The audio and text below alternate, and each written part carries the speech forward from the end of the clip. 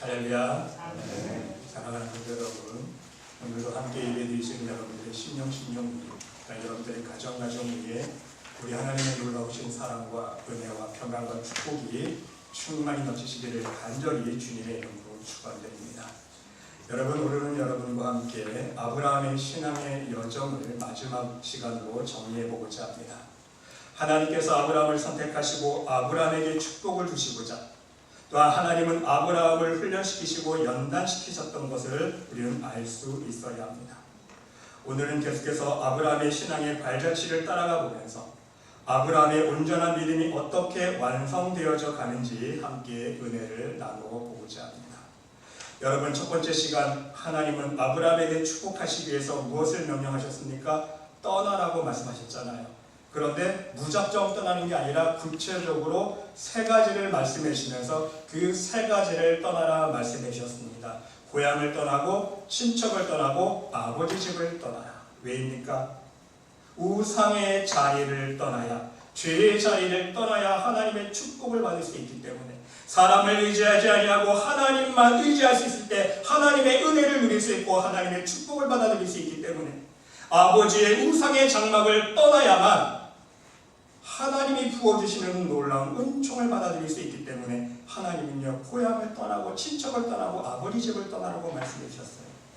또 오늘 한 가지만 더 추가적으로 말씀드린다면요, 우리 하나님의 이 첫 번째 명령은요, 성경학적으로 너무나도 중요합니다. 왜냐하면 하나님은 단지 아브라함 한 사람에게만 복을 주시기 위해서 아브라함을 선택하신 것이 아니기 때문입니다. 전 인류를 위해서, 이 어둠의 세상, 죄로 타락해서 죽을 수밖에 없는 인간들을 구원하시고자 하는 하나님의 선교적인 차원에서 아브라함을 복의 근원으로 믿음의 첫사람으로 선택하셨다는 것을 우리는 알 수 있어야 하는 것입니다. 다시 말씀드리면, 노아 홍수 심판 이후에 불순종하여 죄를 범하며 살아가는 모든 죄인들을 구원하시고자 아브라함을 순종의 첫사람으로, 믿음의 첫사람으로 만드셨다는 사실입니다. 이것이 바로 하나님이 직접 행하신 선교의 시작인 것입니다.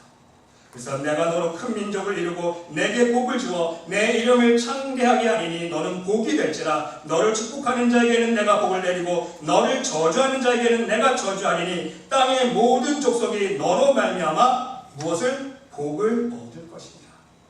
아브라함 한 사람에게 축복 주시고 아브라함 혼자 잘 먹고 잘 살기 위해서 선택하셔서 믿음 주신 게 아니에요. 축복 주신 게 아니라는 것입니다. 모든 전 인류를, 지옥으로 떨어질 모든 인간들에게 다시 한번 하나님의 하늘의 축복을 허락해 주시기 위해서 아브라함을 선택하시고 중요한 선교적 명령을 내리고 있다는 사실입니다. 이러한 하나님의 선교적 명령에 아브라함은요, 두 가지 면에서 온전한 순종을 하지 못하게 됩니다. 갈대아 우르를 떠나서 곧장 가나안으로 가지 않고 하란에 갔습니다. 하란에서 아버지가 죽자 다시 발걸음을 가나안으로 옮겼다는 사실입니다. 그리고 두 번째, 친척 조카 롯을 끝까지 데리고 나오지 않습니까? 하란에서 떠날 때도 또 똑같이 데리고 나옵니다. 그리고 가나안 땅에 도착한 아브라함은요, 하나님의 음성, 응답의 음성을 듣게 되고 하나님의 축복을 받을까 싶더니 세상의 음성을 듣고 애굽으로 내려가는 실수를 범하게 됩니다. 세상의 음성에 마음이 흔들린 아브라함은 애굽에서 어떻게 됩니까? 사람을 두려워하게 되고 거짓말하고 타협하게 됩니다. 그리고 가장 소중한 아내를 잃을 뻔하지 않습니까? 이러한 아브라함에게 하나님은요, 하나님의 전적인 은혜로 말미암아 가나안으로 돌아올 수 있는 기회를 허락해 주셨습니다. 그리고 아브라함은 하나님이 함께 하신다는 믿음으로 승리의 길을 걸으며 사단의 유혹에도 마음을 지킬 수 있는 굳은 믿음을 가지게 됩니다. 결국은 롯과 헤어집니다. 멋지게 헤어지지 않습니까? 네가 좌하면 나는 우하, 네가 우하면 나는 좌이라. 너 먼저 선택해라. 롯이 좋은 곳을 선택해보지만 결국 전쟁의 포로가 돼요. 가진 건 모든 것을 빼앗겨요. 그런데 아브라함은요, 멋지게 또 전쟁에서 승리하지 않습니까? 318명만을 데리고 가서 믿음으로 전쟁에서 승리합니다. 그리고 멜기세덱과 베라 왕의 음성을 듣고 믿음으로 응답하는 모습을 지난 시간 우리가 함께 살펴보았습니다. 하나님께서 함께 하시면 그 어떤 길을 갈지라도 그 길이 축복의 길이요 승리의 길임을 아브라함은 깨달았고 베라왕 사단의 음성에는 타협하지 아니하고 오직 성령의 음성만을 듣고 믿음으로 전리품 10분의 1을 멜기세덱에게 드리는 모습을 지난 시간 우리가 함께 은혜 나누었습니다. 그리고 계속해서 오늘 본문 말씀에 이르기까지 아브라함의 나머지 신앙의 여정을 함께 살펴보면 다음과 같습니다. 이제 여러분, 믿음으로 승리의 열매를 맺었던 아브라함에게 또다시 하나님의 약속의 말씀에 대한 의심이 찾아왔다는 사실입니다. 이번에는 어떤 문제입니까? 하나님께서 아들을 주시겠다는 하나님의 약속을 인간의 방법으로 성취하려고 했다는 것입니다. 여종 하갈을 통해서 이스마엘을 낳게 되지 않습니까? 이러한 인간적인 생각과 그 인간적인 생각의 결과는 무엇입니까? 결국 또 가정의 불화로 이어집니다. 가정이 불화하기 시작합니다. 끊임없이 민족 간의 불화로 번집니다. 가정의 평화가 깨어지기 시작합니다. 여종을 통해 낳은 아들 이스마엘 때문에 집안이 편할 날이 없었다는 사실입니다. 바로 창세기 16장에는요. 이 인간적인 방법으로 하나님의 응답을 성취하기 위해서 이스마엘을 출산하는 내용이 기록되어져 있습니다. 그리고 하나님은 인간적인 방법으로 아들을 낳은 아브라함에게 곧장 이어서 17장 1절에 가서 뭐라고 말씀하십니까? 나는 전능한 하나님이라. 너는 내 앞에서 행하여 완전하라.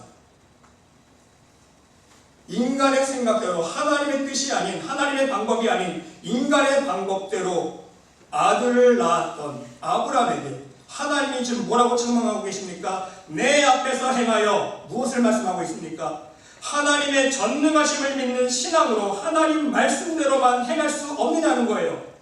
하나님 말씀에만 순종하라는 뜻 아닙니까? 완전하라, 히브리어로 원어로 탐임이라는 뜻인데요. 전혀 비난할 것 없는, 흠이 없는 깨끗한 상태의 믿음을 뜻하는 것입니다. 하나님은요, 인간적인 방법이 아니라 하나님의 방법으로 하나님의 약속을 이루시겠다는 것을 강조하기 위해서 지금 말씀하고 있다는 사실입니다. 쉽게 말씀드리면 아브라함아, 너 왜 머리 굴리느냐? 머리 좀 굴리지 말아라. 내가 나의 방법으로 아들을 준다고 약속했지. 너의 인간의 방법으로, 세상적인 방법으로 준다 하지 않았다. 왜 내 말을 믿지 못하고 너 마음대로 일을 저질렀느냐? 하나님 말씀에 온전한 순종하지 못한 것을 책망하고 있다는 사실입니다. 그래서 아브라함은요, 이제는 정말 하나님 뜻대로 순종하는 삶을 살겠다는 마음으로 다짐하고 또 다짐했을 것입니다. 그러기에 우리는요, 창세기 18장에 넘어가서 아브라함이 정말 섬김과 희생과 베품의 삶을 살려고 노력했음을, 그 삶을 실천하고 있음을 읽어볼 수가 있습니다. 여러분, 히브리서 13장 2절 말씀처럼 손님 대접하기를 잊지 말라. 이로써 부지 중에 천사들을 대접한 이들이 있었느니라. 바로 이 말씀처럼요, 아브라함이 어떻게 합니까? 멀리 보이는 세 사람이 걸어오자 달려가서 영접하지 않습니까? 누군지는 몰라요. 그냥 세 사람이 멀리서 걸어오니까 달려가서 영접하고 모든 대접으로 최상으로 후하게 대접하지 않습니까? 부지 중에 천사를, 부지 중에 지금 하나님을 대접하고 있다는 거예요. 여러분 아시듯이, 알고 있듯이, 그리고 나서 드디어 천사들로부터, 하나님으로부터 다시 아들이 있을 것이라는 예언의 약속을 확인받게 됩니다. 여러분, 이제 하나님의 약속이 이루어지기만을 손꼽아 기대하는 아브라함에게 마지막 연단이 찾아옵니다. 창세기 20장에서 또다시 남방 그랄로 이사를 하게 됩니다. 그곳에서 그랄왕 아비멜렉에게 다시 사라를 자기 누이라고 속이는 똑같은 실수를 반복하게 되었다는 사실입니다. 여러분, 처음에 애굽에서 어떻게 했습니까? 애굽에서 행했던 똑같은 상황 속에서 똑같은 실수를 범하게 되었다는 거예요. 여러분, 이것은 무엇을 말해주는 것입니까? 우리가 하나님께 죄를 짓는 것은요, 여러 가지가 아니에요. 여러분, 주위 사람들 가만히 살펴보세요. 죄 짓는 거 보면요, 실수하는 모습 보면요, 항상 똑같은 거 실수하지 않습니까? 반복해서. 또 여러분들 자신 생각해보세요. 저도 마찬가지예요. 내가 죄 짓는 거 보면요, 여러 가지 골라가면서 하지 않아요. 항상 똑같은 거 실수하고요, 똑같은 죄를 짓게 된다는 사실입니다.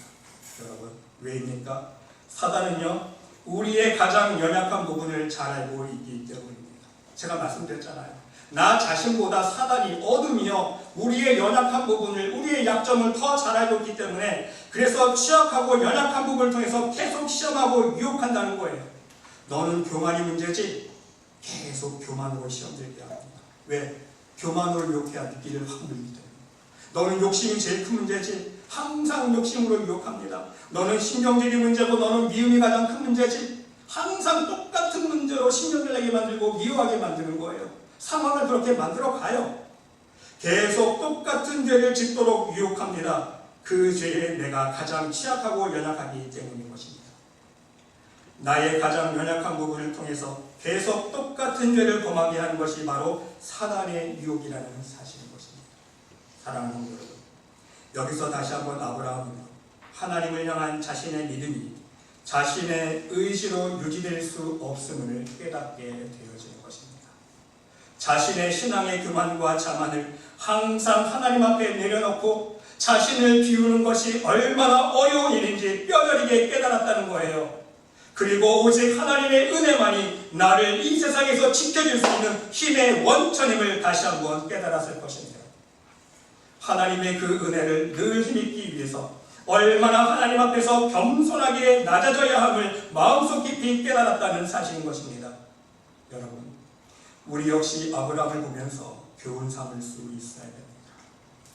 우리도 은혜를 조금 받았다고, 내가 믿음이 조금 생겼다고, 내가 하나님 앞에 열심히 기도해서 기적같은 응답을 받았다고, 하나님께서 이제 나와 함께 계신 것 같다고 자만할 것 없다는 것입니다.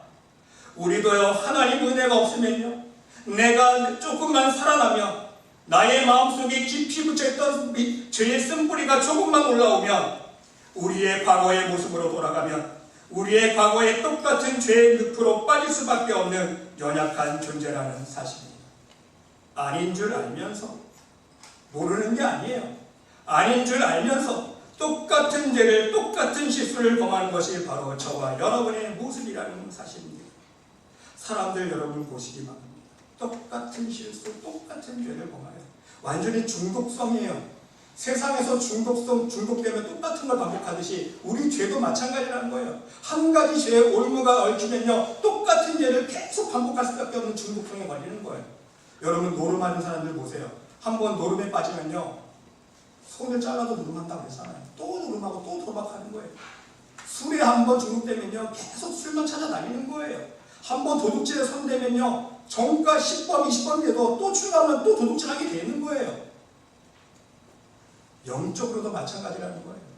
하나님은요, 어둠은 다 벌써 영적인 존재이기 때문에 우리의 연약한 점을 알기 때문에 우리의 교만과 욕심과 신경질과 미움과 원망, 우리의 가장 연약한 것이 무엇인지 알고 있기 때문에 그 연약한 것을 통해서 항상 우리를 유혹한다는 사실인 것입니다. 그러기에 여러분, 사도 바울조차도 이렇게 권면하고 있지 않습니까? 선줄로 생각한 자는 어떻게 할까? 넘어질까 조심하라. 베드로후서 2장 22절에도요, 참 속담에 이르기를 개가 그 토했던 것에 돌아가고 돼지가 씻었다가 더러운 구덩이에 도로 누웠다는 말이 저희에게 응하였도다. 결국 우리는요, 우리의 신앙의 여정 동안에 절대로 믿음의 선줄 생각하면 안 된다는 거예요. 내가 이 정도 믿음이면 이제 됐겠지, 하나님 앞에서 내가 이렇게 열심히 하고 이 정도 믿음 생활하면 이제 하나님께서 합격되겠지, 문제없겠지, 이렇게 생각하는 순간 어둠은요, 이러한 교만을 통해서 나를 시험하고 쓰러뜨린다는 사실인 것입니다. 그러므로 우리는요, 항상 겸손하게 나의 연약함을 고백하며 예수님의 십자가만을 항상 붙잡고 그 십자가 앞에 날마다 매 순간 회개하면서 하나님 앞에 서는 날까지 하나님께서 허락하신 그 은혜를 유지할 수 있어야 한다는 사실입니다. 부디 여러분 모두 우리 주님의 십자가 앞에 날마다 나를 쳐서 복종시키는 사도 바울과 같은 겸손한 믿음을 소유할 수 있으시기를 간절히 주님의 이름으로 축원드립니다. 사도 바울 보세요. 나의 자랑을 두고 탄원하노니 뭐예요? 나의 자랑하는 것은 한 가지밖에 없는데 나는 날마다 죽노라. 왜 이 고백을 했을까요? 하나님 앞에 날마다 죽어요. 십자가 앞에 내 정과 욕심을 못 박아야 하나님 주신 은혜를 유지할 수 있고 겸손을 유지할 수 있기 때문에 내가 좀 은혜 받았다고, 내가 성령의 능력을 행한다고, 내가 은사를 행한다고 교만 올라오고 그러세요. 하나님 앞에 영적 교만으로 걸리는 거예요. 내가 내 몸을 쳐서 복종하게 하면 내가 남에게 전파한 후에 자기가 누리어 버림이 될까 두려워함이로다. 사도 바울이 얼마나 복음에 열정이 있었습니까? 얼마나 많이 복음을 증거했습니까? 그런데 뭐라고 고백하고 있어요? 내가 남에게 복음을 증거한 후에 내가 도리어 버림받을까 두렵다는 것. 그래서 나는 내 몸을 쳐서 복종한다. 왜? 나 자신 또한도 하나님 앞에 교만해지며 버림받을 수 있다는 거 아닙니까? 주여 주여 해봤자 내가 주님 앞에 섰을 때 나 사도 바울이에요. 마태복음 10장 말씀 그대로 나 권능 행했고 귀신 내쫓았고 성령의 능력으로 안진뱅이 일으켜 죽은 자도 살렸어요. 저 아시죠? 예수님께서 왜 그 말씀을 하셨는지 사도 바울은 너무나도 잘 알고 있었다는 거예요. 영적 교만에 걸리면 너 누구냐? 나만 모른다. 불법을 행하는 자는 내게서 떠나가라. 사도 바울은요 바로 그런 경우가 자기 자신에게 도래하지 않을까봐 염려해서 항상 겸하게 받은 은혜를 겸손하게 유지하기 위해서 나를 쳐서 복종시키고 나는 날마다 십자가 앞에 죽노라. 내가 자랑할 것밖에 이것밖에 없다. 고백하고 있다는 사실입니다. 이제는 마지막 믿음의 연단을 겪은 아브라함은요 드디어 학수고대하던 이삭을 보게 됩니다. 드디어 이삭이 태어나게 됩니다. 그런데 웬 날벼락입니까? 오늘 본문 22장 2절을 보시기 바랍니다.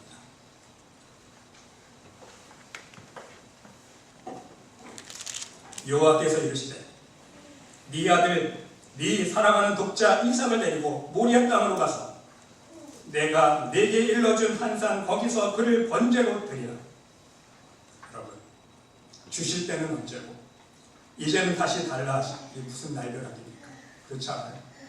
하나님께서 아들 주신다고 약속해 주셨고 인간의 방법으로까지 하려고 했을 때 하나님께서 책망까지 주셨는데 드디어 하나님께서 주신 아들인데 왜 하나님께서 다시 달라 하시는지 정말 인간적으로 생각해보면요 이해가 되지 않았을 것입니다. 그냥 달라는 것도 아니에요. 번제로 제물로 바치라. 여러분 이런 날벼락이 있습니까? 아브라함의 경우가 지금 여러분의 경우라고 생각해 보시기 바랍니다. 하나님께서 여러분들에게 자식을 귀한 자식을 정말 결혼한 지 10년, 20년 만에 주시고 다시 너 다 줘볼래? 억장이 무너질 거 아닙니까? 여러분? 정말 말도 안 되는 제 상황을 맞이하고 있다는 사실입니다. 네, 여러분 하나님은요 지금 심술을 부리고 계시는 것이 아닙니다. 괜히 심술 부리기 위해서 줬던 아들 빼앗으려고 하는 게 아니라는 것입니다. 하나님께서 지금 원하고 계시는 것은 무엇입니까? 아브라함의 온전한 믿음이라는 것입니다. 아브라함의 온전한 순종인 거예요.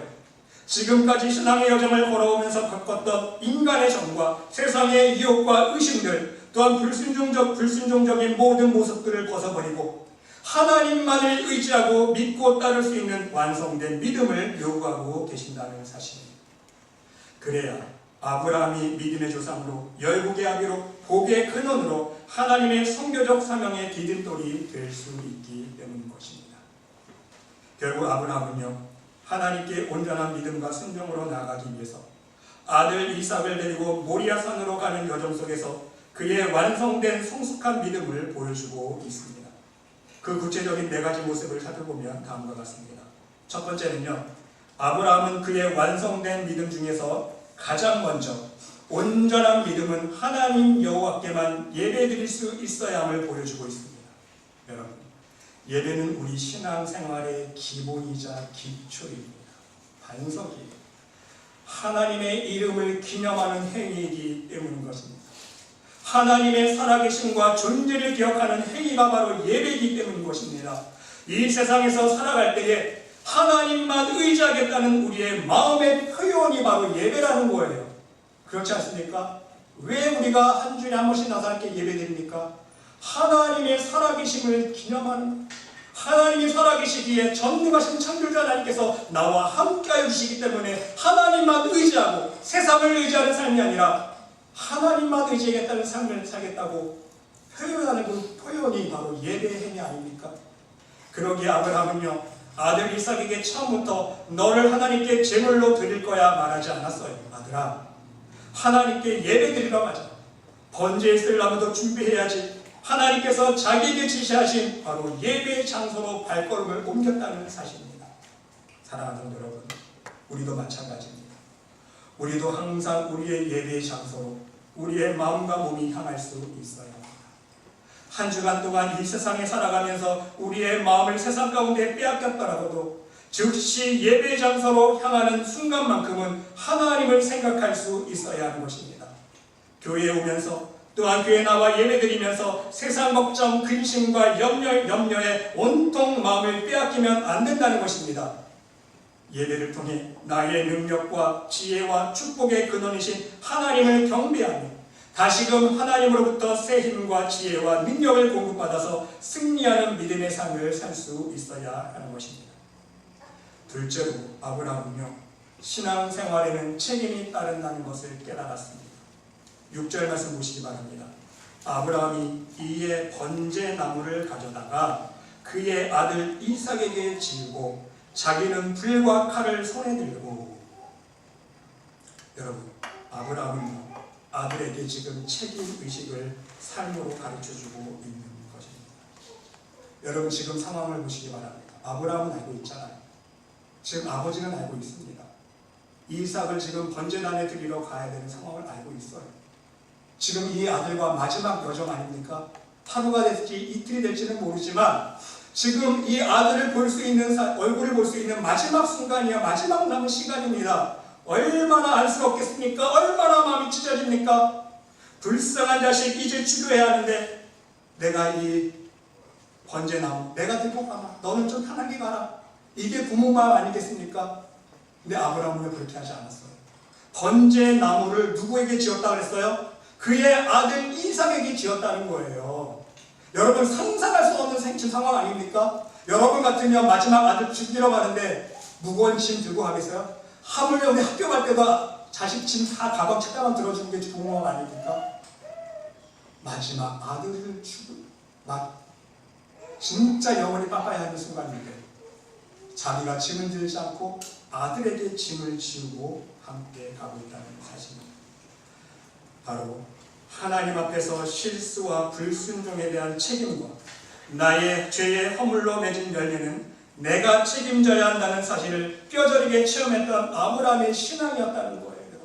아브라함은요, 지금 아들과 마지막 여인이 될 이 순간에 아들 이삭에게 책임의식을 가르쳐주고 있는 것입니다. 기근이라는 세상의 음성을 듣고 애굽으로 내려가서 소중한 아내를 잃어버릴 뻔했던 경험을 떠올립니다. 조카 롯을 떠나지 않아서 다투게 되고 결국은 헤어지게 되고 마음고생하고 전쟁까지 치르게 되는 그 상황을 떠올리게 됩니다. 또한 더 나아가서 하나님께서 아들을 주시겠다는 약속을 의심해서 여종 하갈을 통해서 이스마엘을 낳게 되고 그로 인해서 가정에 불화가 생기고 자기가 자신이 낳은 혈육인 이스마엘도 자기 자식이잖아요. 그렇잖아요. 그 혈육을 떠나보내야 하는 그 아버지의 찢어지는 마음을 겪어했던 기억들을 떠올렸다는 사실인 것입니다. 이 모든 하나님 앞에서의 불순종의 열매를 내가 책임지고 내가 직접 감당해야 했음을 기억하면서 이삭에게 좋은 신앙의 교훈을 가르쳐주고 있다는 사실입니다. 불쌍하게 생각하지 아니하고 오히려 죽어러 가는 아들에게 번제드릴 나무를 지우는 아브라함의 마음을 우리는 헤아려 볼 수 있어야 한다는 사실입니다. 사랑하는 성도 여러분, 이러한 아브라함의 책임을 지는 믿음을 본받을 수 있으시기를 바랍니다. 여러분, 내 삶 속에 맺어진 신앙의 모든 열매들, 나의 믿음의 열매들, 누구 책임입니까? 바로 내 책임입니다. 다른 사람 책임 아닙니다. 절대로 나로 하여금 죄짓도록 원인을 제공한 사람을 미워하거나 원망하지 않기를 바랍니다. 더 나아가서 하나님 원망하지 않기를 바랍니다. 나의 삶의 열매는요, 누구 책임이에요? 반드시 내 책임이라는 거예요. 내가 회개함으로 하나님께 그 열매를 온전히 해결할 수 있는 믿음의 백성이 될 수 있어야 한다는 사실입니다. 내 책임인 거예요. 하나님 책임도 아니고요. 나에게 원인 제공한 사람 책임도 아니에요. 그곳에 넘어간 사람 누구예요? 바로 나 자신이라는 거예요. 내가 연약했기 때문에, 내가 부족해서 미혹돼서 죄짓는 거 아닙니까? 그리고 여러분 자녀들에게도 여러분의 바른 신앙의 삶을 보여줌으로써 책임 있는 신앙생활이 무엇인지 가르쳐줄 수 있는 믿음의 부모님이 될 수 있으시기를 바랍니다. 그리고 이제 세 번째로 아브라함은요, 하나님은 신실하시고 변함없는 분이시며 내가 변하지 않고 하나님만을 의지하면 하나님은 언제나 함께하여 주시고 우리 인생의 모든 것을 예비하여 주신다는 확고한 믿음을 보여주고 있습니다. 어디서 알 수 있습니까? 이삭이 아버지에게 묻습니다. 아버지, 불과 나무는 있는데 번제할 양은 어디 있습니까? 아들이 묻지 않습니까? 아들아, 양은 누가 준비한다는? 하나님이 친히 준비해 주실 거야. 하나님이 준비해 주실 거야. 너 걱정하지 마. 바로 아브라함은요, 여호와 이레의 하나님을 확신하고 있었기 때문에 아들에게 믿음의 대답을 해주고 있는 것입니다.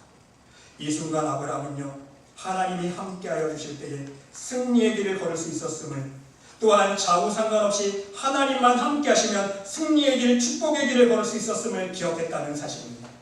단지 하나님 함께하여 주심으로 말미암아 318명의 용사로만 전쟁에서 승리했던 기억들을 상기하면서 이삭에게 믿음으로 대답을 해주었다는 사실인 것입니다. 그리고 실제로 여호와 이레의 하나님을 체험하게 됩니다. 실제로 아들 대신 번제로 드릴 수양을 하나님께서 예비해 주시지 않았습니까? 여호와 이레로 함께해 주셨다는 사실인 것입니다. 부디 여러분 모두도 여러분의 인생 가운데 어려움이 찾아오거나 내가 하나님 앞에서 믿음의 결단을 해야 할 순간이 찾아올 때마다 하나님께서 함께하여 주셨던, 하나님께서 능력의 손길로 함께해 주셨던 그 은혜의 순간들을 기억하시면서 오직 하나님께 온전한 믿음으로 순종하며 결단할 수 있는 믿음의 사람들이 될 수 있으시기를 바랍니다. 우리 역시 아브라함과 같은 믿음의 결단으로 나아가면 하나님 함께해 주십니다. 아멘. 하나님께서 미리 아시고요, 미리 아시기에 준비하여 주시고 예비하여 주신다는 사실을 명심할 수 있으시기를 바랍니다. 마지막 네 번째로, 아브라함은 자신이 가장 사랑해야 할 대상이 아내도 아니고 아들도 아니고 재물도 아닌 바로 하나님이라는 것을 보여주고 있습니다. 여러분, 이제 아브라함은요, 세상의 재물을 모두 잃어버린다 해도, 소중한 아내를 잃어버린다 해도, 가장 사랑하는 독자 이삭을 잃어버린다 해도 하나님만은 버릴 수 없고 하나님만은 포기할 수 없고 하나님이 가장 나의 인생에 중요하고 소중한 분이라는 것을 신앙의 여정을 통해 깨달았다는 것입니다. 당신 없이는 못 살아가 아니에요. 자식 없이는 못 살아가 아니라, 물질 없이는 못 살고 명품 없이는 못 살고가 아니라 하나님 없이는 나는 못 삽니다. 하나님 없이는 내가 이 세상에서 살아갈 수가 없습니다. 살아남을 수가 없습니다.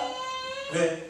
하나님만이 나의 지혜요, 하나님만이 나의 능력의 원천인 것을 아브라함은 그의 인생의 여정을 통해서 깨달았기 때문에, 그래서 과감히 아들을 지금 번제단에 묻고 칼을 들고 있다는 사실입니다. 아들을 포기하고 하나님을 선택하는 절대적인 믿음을 보여주었다는 사실입니다. 여러분, 지금 이 장면을 한번 상상해 보시기 바랍니다. 아브라함이 여러분 자신이라고 생각하시고 자식을 묶어놓고 죽이려고 칼을 들었습니다. 여러분, 부모라면요, 지금 이게 지금 연기하는 거라고 생각하고 계십니까? 연기가 아니에요. 쉬워하는 게 아닙니다. 진정한 부모라면요, 마음속으로 자식 죽이지 않았으면요, 칼을 들지 못해요. 그렇죠? 지금 하나님께 지금 쉬워하는 거예요. 하나님, 저 보세요. 저 진짜 죽일 거예요. 빨리 스탑해주세요. 이게 아니라는 거예요. 실제로 하나님이 아들보다 더 중요하다는 사실을 깨달았기 때문에 하나님 말씀에 순종해야만 내 인생의 모든 길이 평탄한 것을 체험했기 때문에 아들을 마음속으로 이미 죽은 거예요. 죽인 척한 게 아니라 이미 칼로 아들을 죽였습니다. 그래서 칼을 들 수 있었던 거예요. 그때 그 순간에요, 아브라함의 마음속에는 두 가지 마음이 교체했을 것입니다. 첫 번째 마음은요, 하나님, 지금 칼을 들여서 아들을 죽였습니다. 마음으로 죽였어요. 그러면서 아브라함이 지금 어떤 고백을 하고 있겠습니까? 하나님만 사랑하겠습니다. 기도합니다. 지금까지 내가 너무 어리석었습니다. 하나님 나의 믿음 없음을 용서하여 주시옵소서. 내가 지금까지 하나님보다 이 아들을 더 애지중지해 왔는데 하나님 이제 고백합니다. 이 아들보다 내가 하나님을 더 사랑합니다. 하나님은 죽은 자를 살리시는 하나님인 걸 믿습니다. 하나님 믿음으로 이 아들을 죽입니다. 그 고백이 있었을 것입니다. 두 번째는요, 아들을 바라보면서 아들에게 지금 무언도 말은 하지 않고 있지만 아들에게 눈빛으로 가르쳐주고 있어요. 아들아 똑똑히 봐라. 아들아 너 똑똑히 봐라. 나 아버지가 너를 지금 죽이려고 한다. 무슨 뜻일까요? 너 아버지 믿지 마. 너 절대로 아버지 믿으면 안 돼. 너 절대로 아버지를 믿어서도 안 돼. 아버지를 의지해서도 안 돼. 이 세상 모든 사람도 의지하지 마. 하나님만을 의지하는 믿음을 지금 아들 이삭에게 가르쳐주고 있다는 사실입니다. 오직 너의 인생에 있어서 죽고 나서나 하나님만을 의지하는 믿음으로 이삭아 너 살아야 된다. 아버지는 너를 지금 죽이려고 하지만 하나님은 너를 살리실 거야. 아멘. 아버지는 지금 너를 죽이려고 하지만 하나님은 너 지금 살리실 거야. 너 절대로 실망하지 마. 아버지는 너를 지금 저버리고 배신하고 너를 죽이려고 하지만 하나님은 절대로 너를 거의 배신할 일 없고 너를 버릴 일 없어. 아버지가 하나님을 더 사랑하는 것처럼 너도 아버지를 의지하지 말고 이 세상을 살아나갈 때 사람을 의지하지 말고 만군의 여호와 너와 함께 해주실 네 인생을 책임져 주실 하나님만 의지해야 된다. 바로 이 사실을 아이에게 가르쳐주고 있다는 사실. 사랑하는 성도 여러분, 바로 이 순간 하나님은 아브라함의 온전한 믿음을 가지고 하셨습니다. 아브라함의 마음 중심 속에 진정 하나님만을 의지하고 신뢰하며 하나님만을 바라보는 믿음이 그 온전하고 완성된 믿음을 보셨다는 사실입니다. 그래서 12절에 하나님께서 뭐라고 대답하십니까? 사자가 이르되 그 아이에게 손대지 마라. 손대지 마라. 그에게 아무 일도 하지 말라. 네가 네 아들 독자라도 내게 아끼지 아니하였으니 내가 이제야 네가 하나님을 경외하는 줄 알았다. 진짜 네가 마음속으로 아들을 죽인 걸 보니까 아브라함아 네가 진짜 나를 사랑하고 네가 나를 경외하는 줄, 네가 내 말에 순종한 줄 이제 내가 알았다. 결정적인 믿음의 확증 선언을 해주고 계신다는 사실. 결국 아브라함은요 하나님께 가장 사랑하는 아들을 포기하고 하나님을 선택하는 믿음을 보여드렸다는 말씀인 것입니다. 여러분, 우리는 정말 어리석지 않습니까? 하나님 주신 것 절대로 포기하지 못하고 버리지 못하는 것이 바로 우리의 모습 아닙니까? 우리는요 하나님 주신 은혜, 하나님 주시는 축복, 하나님 주신 건강 다 내 것으로 생각해요. 절대로 하나님이 좀 족을 내도요 우리는 내 손 안에 쥔 것을요 꼭 쥐고 놓지 못하지 않습니까? 그것을 버리면 하나님께서 더 좋은 것으로 채워주시고 더 풍성한 것으로 채워주신다는 것을요 믿지 못하기 때문에 못 나요. 아버지가 사탕 한 봉지를 한 박스를 사줬는데도 아빠가 사탕 하나 먹어보자 하나만 줘볼래? 안 줘. 다 내 거야. 그게 바로 저와 여러분의 모습이라는 사실. 아브라함은요 이제 하나님 주신 아들 이삭을 손에서 놓고 하나님 앞에 드리고 있습니다. 그래서 하나님은요 이제 합격이다. 그래 도장 찍어주십니다. 그래 네 믿음이 이제 합격이다. 그에서 이어서 주신 축복의 말씀 보세요. 17절 18절 말씀에 내가 내게 큰 복을 주고 네 씨가 크게 번성하여 하늘의 별과 같고 바닷가의 모래와 같게 하리니 네 씨가 그 대적의 성문을 차지하리라. 또 네 씨로 말미암아 천하 만민이 복을 받으리니 이는 그 이유는 뭐예요? 하나님께서 이제 모든 축복을 허락해 주시는 이유는 네가 나의 말을 준행하였음이니라. 이제 진짜 네가 내 말에 순종했구나. 진짜 믿음으로 준행했구나. 준행한 거예요. 그렇죠? 말로만 믿습니다 하는 게 아니라 행동까지 믿음의 행동까지 옮긴 거예요. 그러니까 하나님께서 축복의 사람으로 확증시켜주시고 원하는 말씀으로 미리셨던 축복을 확증으로 허락주신다는 사실. 이것이 바로 하나님이 아브라함에게 원하셨던 진정한 믿음이라는 사실. 사랑하는 성도 여러분, 온전한 믿음으로 하나님 말씀에 순종하며 준행할 때에 축복이 이루어짐을 명심할 수 있으시길 바랍니다. 그때에 하늘 창고가 열려진다는 사실을 기억하시기 바랍니다. 홍해가 갈라지는 역사가 이루어집니다. 막힌 담이 허물어지고 막힌 문이 활짝 열리는 역사가 일어난다는 사실입니다. 오늘 우리는요 아브라함의 신앙의 여정을 살펴보면서 우리 자신의 모습을 돌아볼 수 있어야 것입니다. 우리도 마찬가지 아닙니까? 우리도요 처음부터 하나님 말씀에 온전히 100% 믿음으로 순종한 사람 한 사람도 없을 거예요. 처음부터 100% 온전한 순종을 하지 못합니다. 왜? 내 생각, 내 고집, 내 경험이 앞서기 때문입니다. 우리도 내 마음에 드는 것만 골라서 순종하지 않습니까? 내가 이해되는 것만 순종하는 것이 바로 우리 모습이에요. 그러다가 하나님의 사랑의 채찍을 경험합니다. 우리도 하나님의 채찍을 경험하고야 순종의 길을 걷는 척합니다. 그러다가 또다시 세상의 유혹의 음성에 내 믿음을 잃어버립니다. 똑같은 실수와 똑같은 죄의 올무에 쓰러지기를 반복합니다. 그리고 때로는 하나님의 응답을 의심해보기도 합니다. 그래서 하나님의 응답을 인간적인 방법으로, 내 생각으로, 세상 방법으로, 사람의 방법으로 이뤄보려고 시도합니다. 사랑하는 성도 여러분, 기억할 수 있으시길 바랍니다. 아브라함처럼 온전한 믿음, 완성된 믿음으로 서지 않는 한 축복의 사람, 복의 근원이 될 수 없다는 것입니다. 우리 여러분 모두 오늘 하나님 주시고자 하는 축복을 누리기 위해서 여러분의 여러분의 삶을 통해서 하나님 기뻐하시는 영적 예배를 드릴 수 있으시기를 바랍니다. 그리고 혹시 실수하더라도 내 삶의 열매, 내가 책임져야 합니다. 하나님 원망, 사람 원망, 세상 원망, 남 탓, 환경 탓하지 않기를 바랍니다. 그리고 다시 하나님만을 의지할 수 있는 굳건한 믿음으로 나올 수 있으시기를 바랍니다. 그러면 하나님께서 함께 해주십니다. 여러분의 인생의 모든 여정 속에 여호와 일의 하나님으로 예비해 주실 것입니다. 끝으로 이 세상 그 무엇보다도 하나님만을 사랑할 수 있는, 그래서 하나님 말씀에 온전한 순종으로 나아갈 수 있는 복된 믿음의 백성들이 될 수 있으시기를 간절히 주님의 이름으로 축원드립니다. 아멘. 하나님